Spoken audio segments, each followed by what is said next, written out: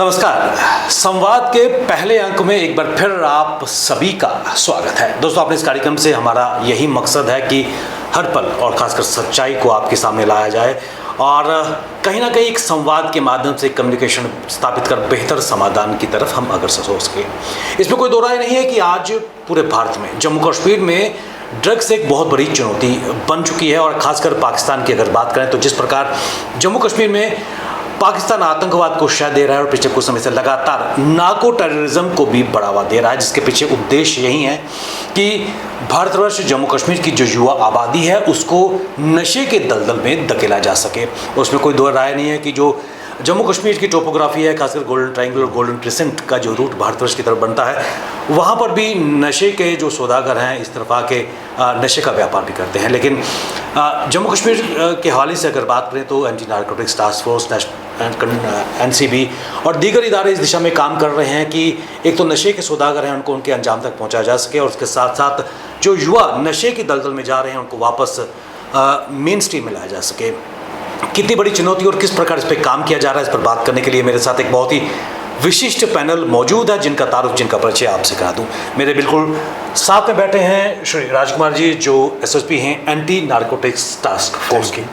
इनके बिल्कुल साथ में बैठी हैं मैम पल्लवी सिंह जी जो प्रोजेक्ट मैनेजर हैं JNK society for the promotion and youth and masses और पिछले 3 दशकों से जम्मू कश्मीर में आप काम कर रही हैं, खासकर डी एडिक्शन और युवाओं को वापस लाने के लिए। इनके बिल्कुल साथ में बैठे हैं डॉक्टर जगदीश थापा जी जो किसी परिचय के मोहताज नहीं है, जाने माने साइकेट्रिस्ट। और किस प्रकार लक्षण जो महत्वपूर्ण है एक परिवार के लिए उस पर आप मंथन रखेंगे। आप तीनों का हमारे इस कार्यक्रम में स्वागत। राजकुमार जी, शुरुआत में आपसे करना चाहूँगा, जम्मू कश्मीर के हवाले से अगर बात करें तो इसमें कोई दो राय नहीं है कि एक बहुत बड़ी चुनौती है, खासकर anti narcotics task force ANTF क्या प्रयास कर रही है क्योंकि बड़ी मात्रा में सीजर्स हो रहे हैं। सर, ANTF JNK में 2020 में स्टार्ट किए गए जी। तो हमारा ANTF का जो मैंडेट रहता है, पहले हम कमर्शियल क्वांटिटी के पर्चे रजिस्टर करते हैं या उनको इन्वेस्टिगेट करते हैं और उसमें जितना भी पूरा उसमें इंटायर नेटवर्क रहता है स्मगलर्स का उसको बस्ट करते हैं और जो भी प्रॉपर्टी उन्होंने ड्रग्स के पैसे से रेज़ की होती है जब वो साबित हो जाता है तो हम उसको भी फोरफिट कराने की, कन्फिस्केट कराने की कार्रवाई करते हैं। तो ये रह गया कि हमारा लीगल साइड कैसे चलता है। हमारा दूसरा मैंडेट रहता है कि हम अवेयरनेस दें ताकि जो हमारा यूथ है, जो बच्चे हैं जो बड़े इजीली ड्रग्स का शिकार हो जाते हैं, उनको पहले से इन ड्रग्स के बारे में पता हो कि ये जानलेवा होती है तो वो अपने आप को इससे दूर रखें। इसीलिए थ्रू आउट जितने भी डिपार्टमेंट्स, लॉ एनफोर्सिंग एजेंसीज ये ड्रग्स पे काम कर रही हैं, वो स्कूल्स में, कॉलेजेस में जाके, पब्लिक गैदरिंग्स में जाके अवेयरनेस प्रोग्राम्स ऑर्गेनाइज करती हैं। डिफरेंट मतलब कहीं डिबेट होता है तो कहीं पे लेक्चर्स होते हैं ताकि उनको पूरा बताया जाए ये ड्रग्स कैसे हमारी ज़िंदगी के लिए गलत है। तो जब बच्चों को ये नॉलेज रहेगी वो बच्चे आगे दूसरे बच्चों के साथ बात करते हैं अवेयरनेस के लिए कि भाई आज हमने कोई पैनल आया था, जब कोई टीम आई थी जिसने हमें ये बताया, तो उसका सोसाइटी में थोड़ा कैस्केडिंग इफेक्ट आए, मैक्सिमम सोसाइटी को इस ड्रग्स के बारे में नॉलेज हो। सेकंड, अवेयरनेस में हमारा ये रहता है कि हमारा पब्लिक के साथ कांटेक्ट बने जिससे हमें इंफॉर्मेशन आए। अब जो लोग रातों रात अमीर हो रहे हैं या सोसाइटी में ये धंधा कर रहे हैं तो जो वहाँ की पब्लिक है वो ज़्यादा जानती है उनके बारे में। तो हमारा भी जब उनसे मिलना जुलना होता है तो पब्लिक हमें इंफॉर्मेशन प्रोवाइड करती है जिसकी वजह से हम इन स्मगलर्स को रंगे हाथ पकड़ते हैं। हम आज भी आपके इस माध्यम से लोगों से ये अपील करते हैं कि वो हमें मैक्सिमम इंफॉर्मेशन प्रोवाइड करें जो भी पेडलर हैं, जो भी स्मगलर हैं, ताकि हम उनके ख़िलाफ़ काम कर सकें और ऐसे लोग जो हैं वो सलाखों के पीछे रहें, सोसाइटी में बाहर ना रहें। एक हमारा ये थर्ड मैंडेट रहता है कि जो बंदे एडिक्ट हो चुके हैं उनके बारे में पब्लिक हमें बताए, हमारे साथ इंफॉर्मेशन शेयर करे ताकि हम उनको गाइड करें। डी एडिक्शन सेंटर्स में भेजें उनको, जहाँ पे डॉक्टर्स रहते हैं, डॉक्टरों की टीम्स रहती हैं, साइकेट्रिस्ट रहते हैं, वो उनको डी एडिक्ट करते हैं। टाइम लगता है, जो बंदा एक बार एडिक्ट हो जाता है उसको डी एडिक्ट करने में भी समय लगता है, और वो डॉक्टर्स का काम है। अब सोसाइटी इसको एक एज ए पेशेंट ही ट्रीट करे जो एडिक्ट है, ताकि हम उसको ट्रीटमेंट दे के दोबारा उसको उस दलदल से बाहर निकालें और वो भी एक अच्छी ज़िंदगी पास करें। तो ये भी हमारी अपील है सोसाइटी से कि जो डी एडिक्ट हो चुके हैं उनकी इन्फॉर्मेशन भी हमारे साथ शेयर करें, ताकि हम उनको डी एडिक्ट करवाने के लिए पूरी कोशिश करें। राजमन जी, महत्वपूर्ण चीज़ें आपने यहाँ पर की हैं, और बात पल्लवी जी मैं आपकी तरफ पढ़ना चाहूँगा, और मशवरा है फिर या फिर JNK society for the promotion and youth and masses पिछले काफ़ी सालों से काम हो रहा है, लेकिन जम्मू कश्मीर के सिनारियो की अगर बात करें, क्योंकि आप ग्राउंड से जुड़ी हुई हैं, काम कर रही हैं, सिचुएशन कितनी बदतर होती जा रही है? देखें, अगर सिचुएशन की बात करें तो ऐसा नहीं कि एफ़र्ट नहीं लिए जा रहे हैं, सरकार की तरफ से भी, NGOs की तरफ से भी, हर लेवल पे एफ़र्ट्स लिए जा रहे हैं। इनफैक्ट जो 2019 में हमारे ऑनरेबल प्राइम मिनिस्टर ने जो नशा मुक्त भारत अभियान लॉन्च किया था, जिसमें उन्होंने कुछ पहले 372 डिस्ट्रिक्ट्स आइडेंटिफाई किए थे, बाद में अभी तो सभी डिस्ट्रिक्ट्स इसके अंतर्गत आ गए हैं, जिसमें बड़े पैमाने पे अवेयरनेस प्रोग्राम्स काफ़ी लेवल पे, हर लेवल पे, मतलब आप समझ लीजिए स्कूल से लेके कॉलेज से लेके ईच एंड एवरी मोहल्ला लेवल पे, हर एक लेवल पे आज भी वो कंटिन्यूड है। नशा मुक्त भारत अभियान के तहत काफ़ी लोगों तक, मतलब करोड़ों लोगों तक पहुंचा गया है, खास करके यूथ को ज़्यादा कैटर किया गया इसके अंतर्गत।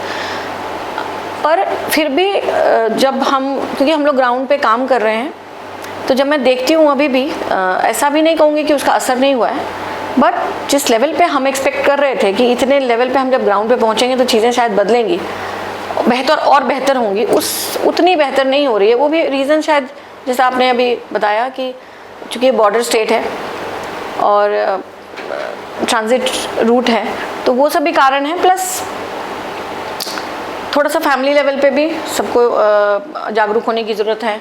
परिवार में अब चूँकि पहले जो सिस्टम स्ट्रक्चर था, जॉइंट फैमिली हुआ करती थी, अभी आइसोलेशन में बच्चे पल रहे हैं, अकेले में पल रहे हैं, तो उन सब चीज़ों का असर पे सोशल मीडिया ने जो तबाही मचाई है, इसमें क्या हो रहा है कि इन्फॉर्मेशन हर तरह का है, और हम आजकल छुटकारा पाने के लिए बच्चों को छोटी उम्र में ही मोबाइल पकड़ा देते हैं। एंड इस पे इंटरनेट एक महासागर है, जिस पे अच्छी इन्फॉर्मेशन भी है और गलत इन्फॉर्मेशन भी है। तो ये हम लोग जैसे हर तरह के लोग आजकल सोशल मीडिया में हैं, तो जो लोग ड्रग से जुड़े हुए लोग हैं वो भी सोशल मीडिया पे हैं, उन तक शायद हम नहीं पहुंच पाते हैं, मगर जिनका उसके साथ वो जो एल्गोरिदम काम करता है ना, कि आप जो चीज़ तलाशते हैं आपको वही दिखता है सामने। सो ये सब चीज़ों का बहुत इम्पैक्ट पड़ता है। और मुश्किलें मैं यही कहूँगी कि देखिए, अभी भी डी एडिक्शन सेंटर्स लैकिंग है स्टेट में, तो यूटी में। जैसा कि भारत सरकार की योजना है अंदर national action plan on drug demand reduction के अंतर्गत कि सभी डिस्ट्रिक्ट्स में डिस्ट्रिक्ट डी एडिक्शन सेंटर्स खुलेंगे। कुछ डिस्ट्रिक्ट्स में खुल चुके हैं, कुछ में अंडर प्रोसेस हैं। तो आई एम होपिंग कि आने वाले टाइम में, और मैं इस पे हम काफ़ी सक्सेसफुल हो पाएंगे। रहा सवाल ड्रग विक्टिम्स के इलाज का और उनको इससे बाहर लाने का, तो सिर्फ ये डॉक्टर का काम नहीं है, शुरुआत परिवार से होनी चाहिए। डी एडिक्शन सेंटर्स में काउंसलर्स का बहुत जहाँ अहम रोल है। अब आप जैसे डी एडिक्शन सेंटर में जब एक बंदा जाता है, डॉक्टर का काम है जैसे डिटॉक्सिफिकेशन के दौरान उसको हेल्प करते हैं, उसके बाद फिर फैमिली काउंसलिंग, परिवार को समझाना कि एक बीमारी है, कैसे आप समझाएंगे इनको। कई फैमिलीज़ ऐसे हैं जिनके मान लीजिए अगर वो बच्चे वाले हैं, ड्रग्स लेते हैं, और उनके बच्चों पे इसका क्या असर पड़ रहा है, तो बच्चों के साथ काउंसलिंग करना। को डिपेंडेंसी एक बहुत प्रॉब्लमेटिक एरिया है, जहाँ पे जैसे कि फॉर एग्जांपल एक ड्रग एडिक्ट की वाइफ है या उसकी मदर है, वो लोग डायरेक्टली अफेक्ट होती हैं बिकॉज ऑफ एडिक्शन।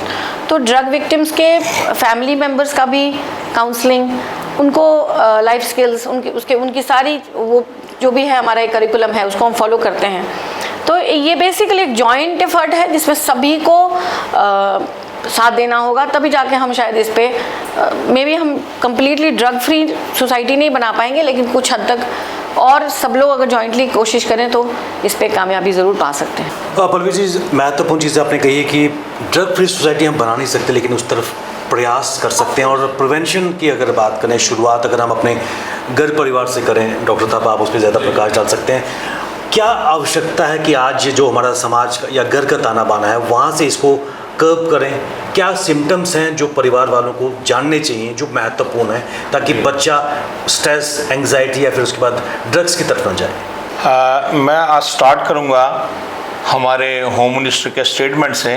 आज ही इन्होंने स्टेटमेंट दिया है कि won't allow even a gram of drug to enter India. और एक जो हेल्पलाइन भी शुरू हुई है मानस करके 1933 करके है, वो वहाँ फ़ोन करके आप बता सकते हैं कि कौन ड्रग बेच रहा है। उन्होंने ज़्यादा स्ट्रेस दिया कि जिनसे ड्रग पकड़ी जाती है वो तो है ही, जो लोग ट्रेड कर रहे हैं इसका, जो लोग ट्रैफिकिंग कर रहे हैं इसका, वो ज़्यादा इम्पॉर्टेंट है। क्योंकि ये नार्को टेररिज्म जो है वो हमारी कंट्री की सिक्योरिटी है, उस पर बहुत अलार्मिंग इफेक्ट हो रहा है, इसलिए उन्होंने ज़्यादा जोर इस पे दिया है। तो ये मैं आज की स्टेटमेंट आपको बता रहा हूँ। बाकी रह गए what are the warning signs और पेरेंट्स को क्या करना चाहिए, स्कूल में क्या होना चाहिए।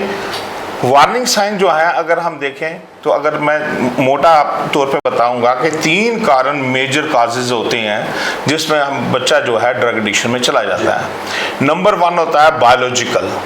बायोलॉजिकल में क्या है कि जेनेटिक रोल होता है, फैमिली कैसी है, फैमिली के उसकी रीयरिंग कैसी हुई है, फैमिली में उसका बिहेवियर को कैसे वॉच किया गया है, फैमिली जो है सपोर्ट सिस्टम कैसा है, गाइडेंस फैमिली की कैसी है, फैमिली में बच्चों को क्या जो सिखाया है वो इम्पॉर्टेंट होता है। वो होता है बायोलॉजिकल फैक्टर जो है वो प्ले करते हैं रोल बच्चों के लिए। सेकंड होता है सोशल, उसका पीयर ग्रुप क्या है, सोसाइटी में वो कैसे इंटरेक्ट कर रहा है, उसकी सोसाइटी क्या है, हम उसको वॉच कर रहे हैं वो किससे बात कर रहा है, उसके फ्रेंड्स कैसे हैं, क्या पीयर प्रेशर तो नहीं है। ज़्यादातर क्या है जो बच्चे होते हैं वो क्या स्टार्ट कर देते हैं देखा देखिए एक्सपेरिमेंट्स, वो कहते हैं कि ये कर रहा है तो मैं करके भी देखता हूँ। तो वो ये ऐसी चीज़ है इस पर दलदल में फंसते चाहते हैं, वो निकलना मुश्किल हो जाता है। तो वो सोशल फैक्टर्स भी बहुत इंपॉर्टेंट होते हैं। थर्ड अगर हम कहें साइकोलॉजिकल फैक्टर्स, साइकोलॉजिकल फैक्टर में है कि कोई भी लाइफ है जैसे ये ग्रो करते हैं बहुत फैक्टर्स होते हैं, जैसे हमारी एजुकेशन है, जैसे लाइफ में कोई ऐसे स्ट्रेस आते हैं। आजकल जो मेन जो मैं देख रहा हूँ वो है ब्रेकअप का बड़ा है, फेलियर इन एग्जामिनेशन है, फेलियर इन लव है ना, आपको एम्प्लॉयमेंट का है, आपको फ्यूचर के लिए प्रॉब्लम्स हैं। उनको लिए कई बार क्या है कि बच्चे जो है पीयर प्रेशर में ये स्टार्ट कर देते हैं और निकलना जो है इससे बहुत ज़्यादा मुश्किल हो जाता है। अब रहा सेकंड आपने जो पूछा मेन पॉइंट, वो वार्निंग साइन कैसे हम देखें। देखिए क्या कहता है बच्चे का बिहेवियर पेरेंट्स को सब पता होता है। तो मैं पहली तो बात है पेरेंट्स एंड टीचर मीटिंग्स होती हैं, पेरेंट जब मीटिंग में टीचर से जाता है वहाँ भी उनको बिहेवियर पता लगता है, घर में भी वो बात करते हैं। तो इसलिए उनको पहले भी पता हमारा बच्चा कैसा बिहेव कर रहा है, अगर उसमें कुछ चेंज आइए तब भी पता चल जाता है। तो मेन क्या है कि जैसे ग्लेज्ड आई, डिमांड पैसे की बढ़ जाना, इरिटेशन करना, अग्रेसिवनेस करना, पैसे हमेशा मांगते रहना, झूठ बोलना, घर में चोरी हो जाना, है ना, ये चीज़ें। और शाम को हमारा जैसे सेटअप है हमारे अपनी स्टेट का हम दिखाएंगे, इकट्ठे डिनर सब करते हैं बैठ के। अगर वो डिनर स्किप करना बच्चा शुरू कर दे और ज़्यादातर सोता रहे, स्कूल में पता चला ये आता ही नहीं है, ट्रूएंसी स्कूल से हो रही है, लड़ाई झगड़े हो रहे हैं, एक्सीडेंट्स हो रहे हैं, इन लोगों में एक्सीडेंट्स भी होते हैं, कई बार ओवरडोज में ओवर स्लीपिंग हो रही है, ओवरडोज में डेथ भी होती है बहुत ज़्यादा इनमें। तो पेरेंट्स जो हैं वो अच्छी तरह, मैं कहता हूँ जो सोसाइटी है उसका फर्स्ट यूनिट, जो पल्लवी जी ने भी बोला कि वो पेरेंट्स हैं। Family is the first unit of society. उसके बाद स्कूल में बच्चे जाते हैं, वहाँ उनकी सोसाइटी बनती है, फिर उसके बाद जब ग्रोन अप होते हैं उनके फ्रेंड्स बनते हैं, उनके पेरेंट्स से, उनके भाई बहनों से आगे उनकी ये होल सोसाइटी बनती है। तो फर्स्ट सोसाइटी फैमिली अगर ध्यान रखे कि हमारे बच्चे का बिहेवियर चेंज तो नहीं हो गया, क्या हमारा बच्चा हमसे आँख मिला के बात कर रहा है कि नहीं कर रहा, हमारे घर में से चोरी तो नहीं होगी, पैसे तो नहीं चोरी होगी, डिमांडें तो नहीं इसकी बढ़ गई, ये गुस्सा तो नहीं करता, हमसे एजिटेशनल बिहेवियर बढ़ गया है कि कम हुआ है, ये पेरेंट्स वॉच कर सकते हैं। और यही साइन वार्निंग साइंस हैं जिससे क्यों अदरवाइज जो खासकर ओपियम डेरिवेटिव हेरोइन जो बहुत कॉमन है, जिसको हम चिट्टा भी बोलते हैं, इसका स्मेल वगैरह पता नहीं लगती है, only behaviour will tell you क्यों? इसमें दो चीज़ें हैं, एक तो टॉलरेंस होती है तो डिमांड बढ़ती जाती है, दूसरा डिपेंडेंसी जो छोड़ नहीं सकते, एंड थर्ड जो विड्रॉल होते हैं उसके लिए वो साइकिल बन जाता है, विड्रॉल को रोकने के लिए लेते रहते हैं, जब उनको नहीं मिलेगा तो विड्रॉल सिम्टम आना जाएंगे। विड्रॉल सिम्टम तो इसके बड़े सीवियर होते हैं, तभी पेरेंट्स को पता चलता है जब विड्रॉल सिम्टम आ जाते हैं, जब पैसे नहीं मिले, उसको अगर ड्रग नहीं मिलती है, जब उसको में विड्रॉल सिम्टम आ जाते हैं जिसमें आंखों में पानी आना शुरू हो जाता है, छींकें आना शुरू हो जाती हैं, नाक से पानी आना शुरू हो जाता है, एब्डोमिनल क्रैम्प्स आते हैं, टांगों में क्रैम्प्स आना शुरू हो जाते हैं, है ना, कई जगह निशान स्किन पे दिखना शुरू हो जाते हैं अगर उसने नीडल शेयरिंग की है, और कई बार अगर हम मेडिकली कितने इशू उसमें हो जाते हैं कि जैसे कि ये इशू देखा है, मेंटल डिसऑर्डर इसमें देखे गए हैं, डिप्रेशन देखी गई है, एनजाइटी देखी गई है, और इवन आजकल बहुत कॉमन मैं देख रहा हूँ जैसे कि नेशनल एड कंट्रोल प्लान में भी रखा हुआ है कि sharing of needle can AIDS हो जाती है, hepatitis C is very common, sharing of needles है, और भी कुछ बीमारियां जो हैं वो एक्सचेंज हो जाती हैं जब ये नीडल शेयर करते हैं। तो मेडिकल इशू मैं समझता हूँ काफ़ी ज़्यादा होते हैं,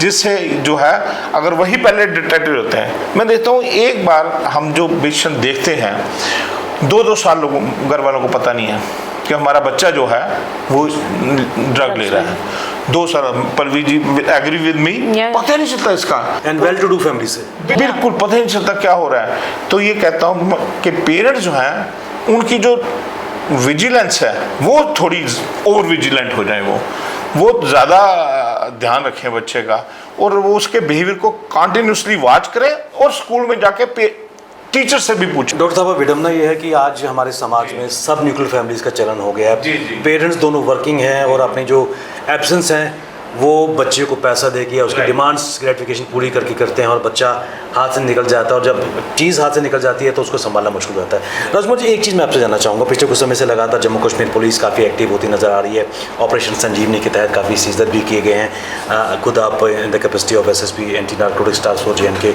काम कर रहे हैं, सीजर हो रहे हैं। अल्टीमेटली कितनी बड़ी चुनौती यहाँ पर नज़र आ रही है, और ख़ासकर किस प्रकार, क्योंकि छोटे मोटे लोग तो पकड़े जाते हैं लेकिन जो बड़े तस्कर हैं, क्योंकि अभी हाल ही में एक बड़ी कामयाबी, इंटरस्टेट नार्को डीलर भी पकड़ा गया था, इस तरह की सक्सेस स्टोरीज आपके पास भी हैं, किस प्रकार बड़ी मछलियों पर शिकंजा कसा जा रहा है? देखिए, इस पे काफ़ी काम हो रहा है, जो बड़े बड़े कमर्शियल क्वांटिटी के काफ़ी पर्चे रजिस्टर होते हैं हमारी यूटी में एक साल में, और जो कन्विक्शन रेट है वो भी इसमें काफ़ी इम्प्रूव हुआ, और इसको इम्प्रूव करने के लिए हर एक कोशिश की जा रही है। तो जितना भी साइड से इस नेटवर्क के ऊपर शिकंजा कसने की ज़रूरत है वो सभी साइडों से काम हो रहा है। तो हम उम्मीद करते हैं कि बहुत जल्दी इस पे काम होगा, और दिन ब दिन इम्प्रूवमेंट आएगी, और इम्प्रूवमेंट आ भी रही है इसमें। तो बड़े बड़े स्मगलर्स अंदर जा रहे हैं, इसमें बहुत से हमारे केसेस में भी जो इंटर स्टेट स्मगलर्स हैं वो बंद हैं।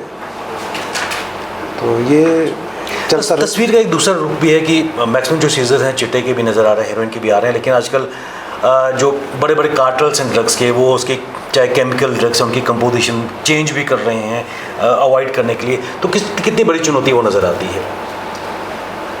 अब उसमें जो साइकोट्रॉपिक सब्सटेंसेस, जो टेबलेट्स वगैरह की आप बात कर रहे हो, तो उसमें अगर अवेलेबिलिटी नहीं है या पैसा नहीं है ख़रीदने के लिए बच्चों के पास, क्योंकि हीरोइन तो एक महंगा है, बिल्कुल नशा है, तो उस टाइम में जब उनको विड्रॉल सिम्टम्स वगैरह आते हैं तो कुछ जो है ये ट्राई करते हैं कि हम साइकोट्रॉपिक पे शिफ्ट हो, बिल्कुल शिफ्ट हो। लेकिन उसके में आप दोनों जितनी भी ड्रग्स बिकती हैं, अभी हमारी जो एनकार्ड मीटिंग्स होती हैं उसमें क्लियर डायरेक्शन है कि जिस भी ड्रग डीलर के पास ड्रग्स आती है उसका पूरा रिकॉर्ड मेंटेन होगा, कंप्यूटराइज बिलिंग होगी, CCTV कैमरेज लगेंगे। तो आगे जिसको भी देता है on the prescription of doctor, वो पूरा कंट्रोल्ड रहेगा। अगर उसको पूछा जाता है होलसेलर या रिटेलर को कि ये ड्रग्स आपके पास आई है, तो वो उस पोजीशन में होना चाहिए जवाब देने के लिए ये ड्रग्स मैंने किसको दी है, तो उसके ऊपर भी पूरा कंट्रोल किया जा रहा है। तो जितनी भी साइडें हैं उन पे ऊपर कंट्रोल तो आ रहा है। पल्लवी जी,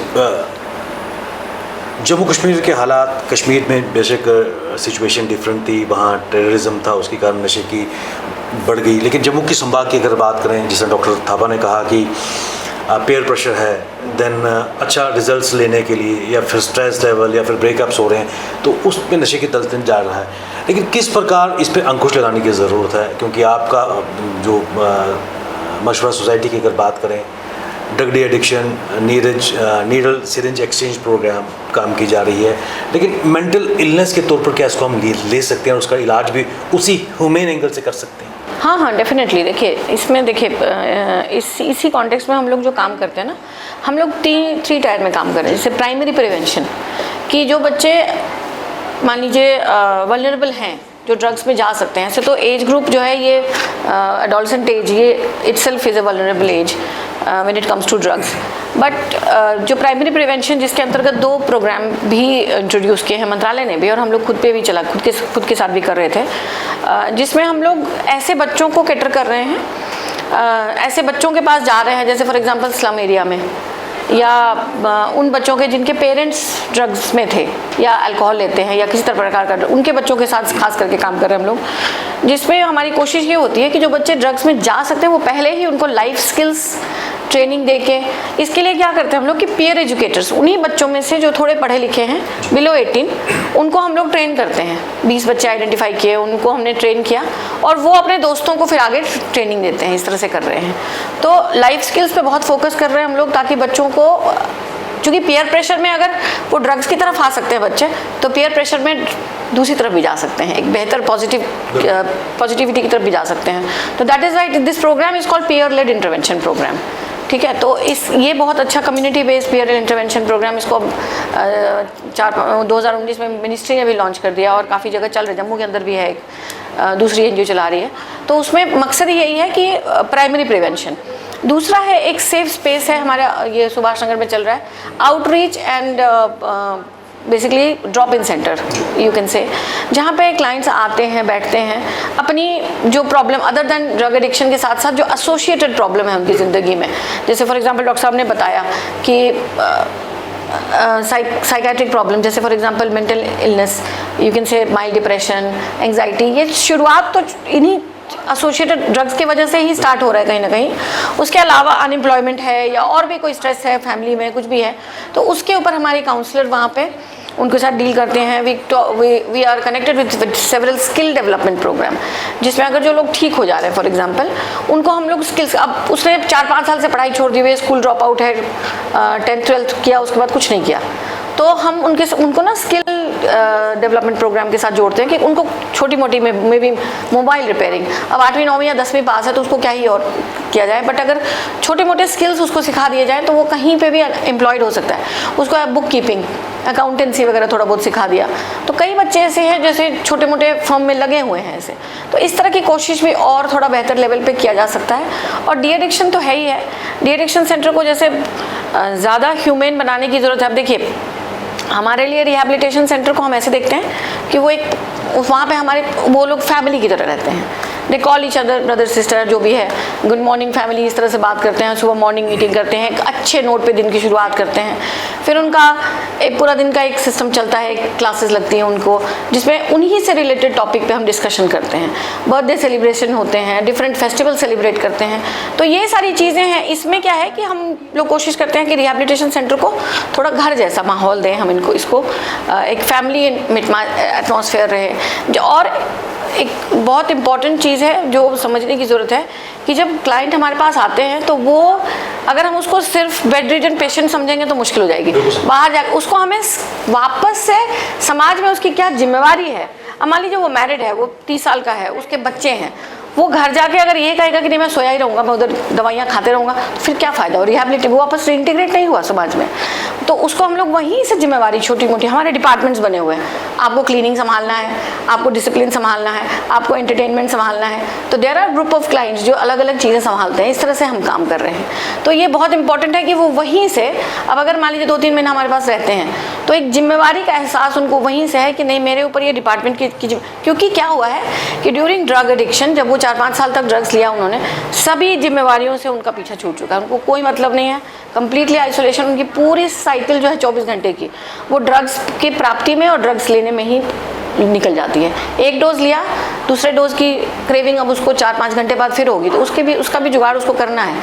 तो चैन कहाँ है उसको, ना वो किसी चीज़ में इन्वॉल्व हो रहा है, इसीलिए कम्प्लीटली कट ऑफ हो जाते हैं ये परिवार से, मतलब समाज से या फैमिली से या सोशल गैदरिंग से। और आप देखेंगे थोड़ा आइसोलेटेड भी हो जाते हैं, इनका अपनी एक दुनिया बस जाती है, इनकी कोई दिक्कत कुछ नहीं है उसमें, बस एक 24 घंटे एक ही टिक है कि ड्रग्स को लेना है और लाना है, नेक्स्ट डोज के लिए लाना है।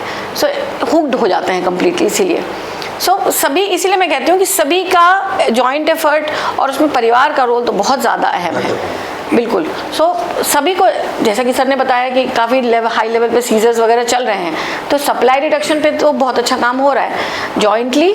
अगर सब लोग, जैसे अब देखें, जैसे स्कूल में नवचेतना मॉड्यूल जिसको डेवलप हमारी ऑर्गेनाइजेशन ने किया था, जिसको मिनिस्ट्री ने इंट्रोड्यूस किया और मिनिस्ट्री ऑफ एजुकेशन के साथ टाई अप करके पूरे देश भर में जो 9 से लेकर 11 तक के बच्चों के टीचर्स को उनको ट्रेनिंग दिया गया। और उसमें वो मॉड्यूल जब आप गो थ्रू करेंगे कभी नवचेतना मॉड्यूल को, तो वो उसमें इतने अच्छे तरीके से लाइफ स्किल्स ट्रेनिंग दी गई है, जिसमें बहुत ज़्यादा इन्फॉर्मेशन भी नहीं है ड्रग्स के बारे में, एट द सेम टाइम जितना चाहिए उतना है। कैसे ना कहें, पेयर प्रेशर को कैसे कैटर करें, अगर कोई कहता है कि नहीं इट्स अ गुड थिंग, तो ना कहने की ट्रेनिंग, बहुत सारी चीज़ें हैं उसमें डिफरेंट, और उसको करिकुलम में, रेगुलर करिकुलम में शामिल करने की बात हो रही है। That is Y recently ministry of education के साथ, यहाँ पे डिपार्टमेंट ऑफ एजुकेशन के साथ हर जोन में, कश्मीर डिवीज़न में और जम्मू डिवीज़न में भी 100 टीचर्स की ट्रेनिंग हुई, फिर उधर भी कश्मीर डिवीज़न में भी 100, जिसमें सभी डिस्ट्रिक्ट से लोग आए थे, टीचर्स आए थे। तो काम तो चल रहा है, बट और थोड़ा जॉइंटली अब टीचर्स किस लेवल पे अपने स्कूल में उसको इम्प्लीमेंट कर रहे हैं वो देखने की ज़रूरत है। कई चीज़ें जिसको एड्रेस करने की ज़रूरत है। डॉक्टर साहब, एक महत्वपूर्ण चीज़ यहाँ पर, जिस तरह मैंने SSP साहब से पूछा कि जो NCB या फिर दीगर जब साइकोपेटिक ड्रग्स हैं उनको बैन किया जाता है, लेकिन वो जो ड्रग्स के कार्टल्स हैं वो उसका स्वरूप बदल देते हैं, किस प्रकार एक बड़ी चुनौती नज़र आ रही है। और जिस तरह पल्लवी जी ने कहा कि स्कूल में, जम्मू कश्मीर के स्कूलों में कितनी आवश्यकता है काउंसलर या फिर इस तरह की एजुकेशन को इम्प्लीमेंट करना, खासकर न्यू एजुकेशन पॉलिसी के तहत। देखिए, अवेयरनेस की बहुत ज़्यादा ज़रूरत है, अवेयरनेस इन स्कूल की बहुत ज़्यादा ज़रूरत है, वर्कशॉप्स होनी चाहिए, काउंसलिंग का बहुत रोल रहता है, रिहेबिलिटेशन का जैसे पल्लवी जी बहुत ज़्यादा रोल रहता है कि जो ले रहा है, अब उसकी हमने क्या करना है, उसको हम ट्रीटमेंट करनी है, उसको गाइडेंस करनी है, उसको रिहेबिलिटेट करना है। तो ये एक हमारा फ़र्ज़ है कि ये हम उसको कहें। अगर कोई किसी बच्चे को एडिक्शन हो गई है तो उसको ऐसे नहीं छोड़ सकते ना, उसको हमने ट्रीट करना है, उसको उसकी ट्रीटमेंट प्रॉपर होनी चाहिए, उसकी गाइडेंस होनी चाहिए।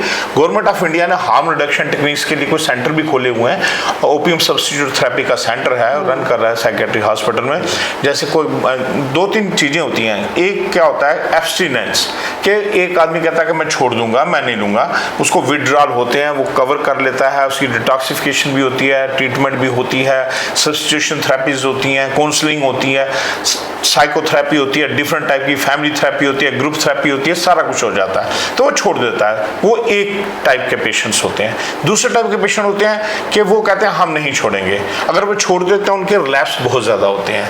तो रिलैप्स को प्रिवेंशन करने के लिए क्या है कि 70 to 80% बहुत बड़े इंस्टीट्यूट में भी अगर कोई रह के आता है उसको भी रिलैप्स होता है। बिकॉज क्या है, थ्योरी है, विंकलर की थ्योरी है, when there is a stimulus there is a response.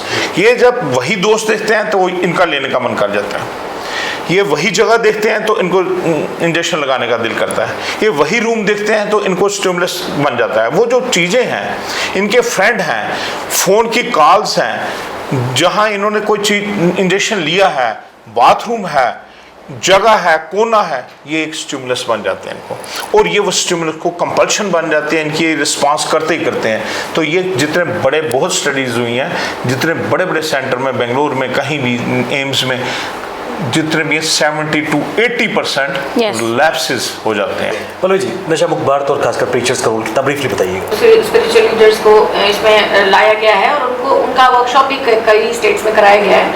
हम लोगों ने भी करवाया था, मगर वो HIV एड्स के कॉन्टेक्स्ट में, सेक्स के सपोर्ट से। तो इसमें ज़रूरत है और उनका यस रोल कई, इनफैक्ट कुछ कम्युनिटी में तो बहुत ज़्यादा इम्पैक्ट है। खास करके जैसे आप देखेंगे बहुत सारे ऐसे बच्चे हैं पंजाब में, हम लोग चूँकि पंजाब में भी काम करते हैं, तो मैं देखती हूँ कुछ ऐसे बच्चे हैं जो बहुत सारे डी एडिक्शन सेंटर में गए, शायद फ्रूटफुल रिजल्ट नहीं मिला, और उन्होंने अपने आप को थोड़ी देर तक इधर गोल्डन टेम्पल में 10-15 दिन रहे और वो बिल्कुल ठीक हो गए। तो कई बच्चों के ऊपर इन चीज़ों का भी इफेक्ट पड़ता है, डिपेंड करता है पर्सन टू पर्सन। मतलब कई लोगों के लिए रिहैबिलिटेशन सेंटर वर्क्स, कई लोगों के लिए डजंट वर्क्स। कई लोगों के लिए सिर्फ डॉक्टर की ट्रीटमेंट, एक हफ्ते की डिटॉक्सिफिकेशन, विड्रॉल मैनेजमेंट हो गया, उस पे ही छोड़ दिया। बट अगेन वही है कि हम एक ही चीज़, एक ही प्रिस्क्रिप्शन सबके ऊपर नहीं ला सकते। डिपेंड करता है पर्सन टू पर्सन, किसी के ऊपर कुछ काम कर जाता है, किसी के ऊपर कुछ काम कर जाता है। So there should be availability of everything, सभी सर्विसेज अवेलेबल होना चाहिए। कि अब जैसे डॉक्टर साहब ने बताया कि OST जो ओरल सब्स्टिट्यूशन थेरेपी है, उसका भी अल्टीमेट गोल क्या है कि वहाँ पे काउंसलर बैठी होती है, वहाँ जो स्टाफ अपॉइंटेड है उनमें एक काउंसलर भी है, जिनका काम यही है कि अल्टीमेटली आपको इसको एब्सटिनेंस तक लेके जाना है। बिकॉज आप OST पे कितने दिन रखना है हमें, साल, 2 साल, 3 साल, उसके बाद आपको उसको धीरे धीरे कन्विंस करना है। जब उसकी लाइफस्टाइल में चेंजेस आ गए, अब वो एक रूटीन लाइफस्टाइल जी रहा है, वो बाहर के ड्रग्स में नहीं पड़ रहा है, इलीगल ड्रग्स में नहीं जा रहा है, ड्रग्स तो ले रहा है मगर डॉक्टर द्वारा प्रिस्क्राइब्ड, और एक सेट रूटीन में अब वो जॉब भी जाने लगा। तो अब उसको धीरे धीरे काउंसलर समझाना है कि देखो अब तुम एक सेट रूटीन में आए हो, अब तुम्हें धीरे धीरे ये भी छोड़ना चाहिए। तो देयर अगेन वहाँ पे रिहैबिलिटेशन सेंटर की उसको जरूरत पड़ेगी, हमें भी कई बार डॉक्टर भी हेल्प कर देते हैं। तो अगेन यहाँ पे इसीलिए अवेलेबिलिटी ऑफ वेरियस सर्विसेज की ज़रूरत है। एंड येस डेफिनेटली इन सब सर्विसेज के साथ साथ मैं बार बार कहती हूँ, पेरेंट्स को अपने बच्चों को डायलॉग बना के रखना चाहिए। एक मील कम से कम, 3 मील पॉसिबल नहीं है तो कम से कम 1 mile, even if there both the parents are working, still 1 mile तो पॉसिबल है ही, कम से कम डिनर तो साथ में कर ही सकते हैं। और ये ज़रूर नज़र रखें, खास करके वीकेंड्स में जब छुट्टियाँ होती हैं, कि बच्चों के फ्रेंड्स कौन से हैं, बिल्कुल सही बात, किनके साथ वो उठ बैठ रहा है, किनके साथ वो घूम रहा है। तो ये बहुत ज़रूरी है। मतलब इट्स नॉट कि आज आपके इस प्रोग्राम के माध्यम से बहुत सारे लोगों तक जानकारी पहुंचेगी, बट ये सुन के सिर्फ निकाल देने की जरूरत नहीं है। और ये मत सोचिएगा, मैं पेरेंट्स के साथ खास अपील करती हूँ कि मेरे बच्चे को ऐसा नहीं होगा। बिल्कुल सही बात, कोई भी न्यूज़ नहीं है इसके साथ। यू नेवर नो आप किस स्कूल में पढ़ा रहे हो, आप कहाँ रहते हो, आप कौन से इलाके में रहते हो। एक धारणा है कि नहीं ये ना उन झुग्गियों के बच्चों के खाली ड्रग्स लेते हैं, ऐसा बिल्कुल भी नहीं है। हर तबके का, हर क्लास के बच्चे ले रहे हैं। ऐसा कोई स्कूल नहीं है जो जहाँ के बच्चे बच गए हैं ड्रग्स लेने से। तो हर कोई खतरे में है, हर किसी को अपना रोल प्ले करना होगा। अब बाहर नहीं तो कम से कम अपने बच्चे के साथ जो आपका फर्ज है वो तो निभाइए। राजकुमार जी, चलते चलते यहाँ से क्या एक संदेश और किस प्रकार आने वाले समय में जम्मू कश्मीर इस दलदल से बाहर निकल पाएगा? हमारा संदेश यही है, say yes to life, no to drugs. और हम उम्मीद करते हैं कि बहुत जल्दी जितने भी हमारे departments, law enforcing agencies drugs के ऊपर काम कर रहे हैं, वो और बढ़िया से इस पे काम करेंगे और बहुत जल्द इंडिया नशा मुक्त बात डिक्लेयर हो जाएगी। इसमें कोई दो राय नहीं है कि नशा मुक्त भारत को की बात करें तो चुनौती काफ़ी नज़र आ रही है। और ऐसे में जिस तरह हमारे पैनलिस्ट का मानना है कि घर से जो सोशलाइजेशन प्रोसेस है वहाँ पर काम करने की आवश्यकता है। अपने बच्चों को आइडेंटिफाई करिए, उनके सिम्टम्स को एड्रेस कीजिए। सबसे महत्वपूर्ण बात, क्वालिटी टाइम अपने बच्चों को दीजिए, तब जाकर वो नशे की उस दलदल से दूर हो पाएंगे, एंग्जाइटी से दूर हो पाएंगे, डिप्रेशन से दूर हो पाएंगे। और उसके बाद अगर यदि कोई बच्चा नशे की दलदल में जाता है तो उसको वापस अपनाने की आवश्यकता है एक ह्यूमन एंगल से। और जम्मू कश्मीर पुलिस ANTF इस कार्य में लगी हुई है कि जो नशे के सौदागर हैं उनको उनके अंजाम तक पहुंचाया जाए, और तभी जाकर पूरे भारत और जम्मू कश्मीर में नशा मुक्त भारत संपन्न हो पाएगा। राजकुमार जी, मैडम बलवीर जी और डॉक्टर थापा जी, आप इस विषय पर चर्चा के लिए अपना कीमती समय हम सबको दिया, आप सबका बहुत बहुत धन्यवाद। संवाद के आज के इस अंक में बस इतना ही, इजाज़त दीजिए, नमस्कार।